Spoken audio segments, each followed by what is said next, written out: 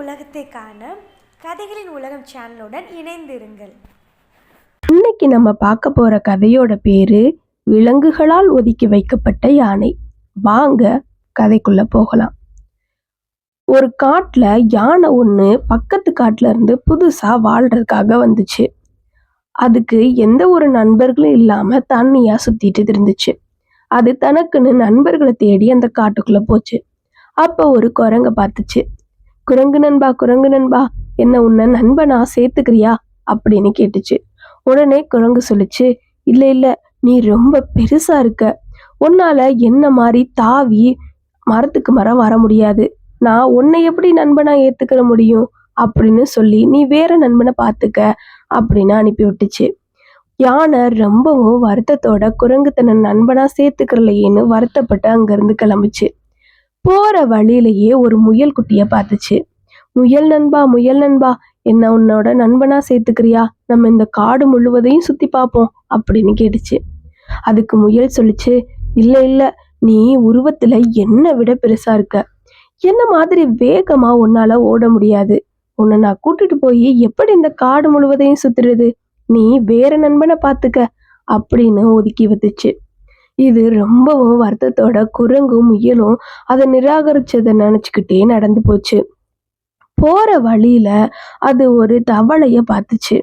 வேகமா ஓடி போய், தவளை நண்பா, என்ன உன்னோட நண்பனா சேர்த்துக்கிறியா அப்படின்னு கேட்டுச்சு.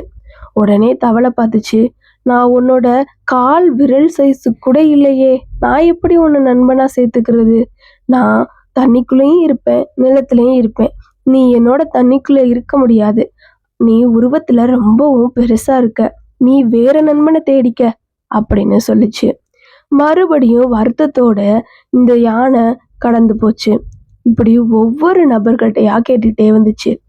அப்ப ஒரு காக்காவையும் பார்த்துச்சு. காக்கை நண்பா, என்ன உன்னோட நண்பனா சேர்த்துக்கிறியா அப்படின்னு கேட்டுச்சு. உடனே காக்கை சொல்லிச்சு, இல்ல நீ உருவத்துல ரொம்ப பெருசா இருக்க, நீ என்ன மாதிரி பறக்கவும் மாட்ட, நான் எப்படி இந்த காடு முழுவதையும் ஒன்ன வச்சுக்கிட்டு சுத்துறது, அதனால நீ வேற நண்பனை தேடிக்க அப்படின்னு சொல்லிச்சு. இது ரொம்ப வருத்தத்தோட வீட்டுக்கு போயிருச்சு. அடுத்த நாள் விடிஞ்சிச்சு. காடே ரொம்ப பரபரப்பா தெரிஞ்சிச்சு.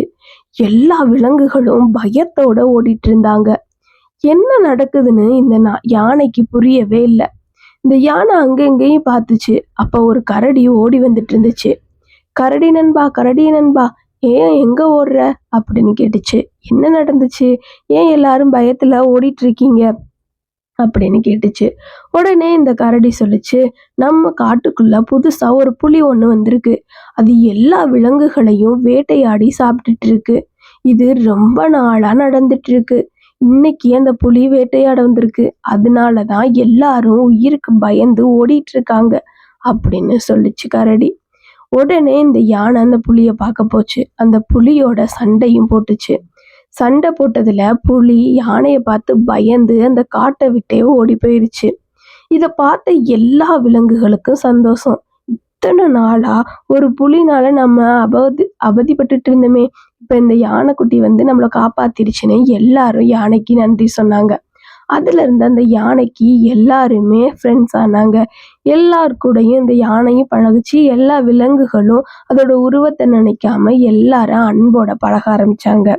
இந்த கதையில இருந்து நம்ம என்ன தெரிஞ்சுக்கிறோம்னா, ஒரு உருவத்தை பார்த்து நம்ம யாரையும் ஒதுக்கி வைக்க கூடாது. ஒவ்வொருத்தவங்களுக்கும் ஒவ்வொரு தனித்திறமைகள் இருக்கும். அந்த திறமை அவங்கள பாதுகாக்கும். இந்த கதை உங்களுக்கு பிடித்திருந்தால் லைக் பண்ணுங்க, சப்ஸ்கிரைப் பண்ணுங்க, எல்லாருக்கும் ஷேர் பண்ணுங்க. Thank you for watching. We will see in the next video.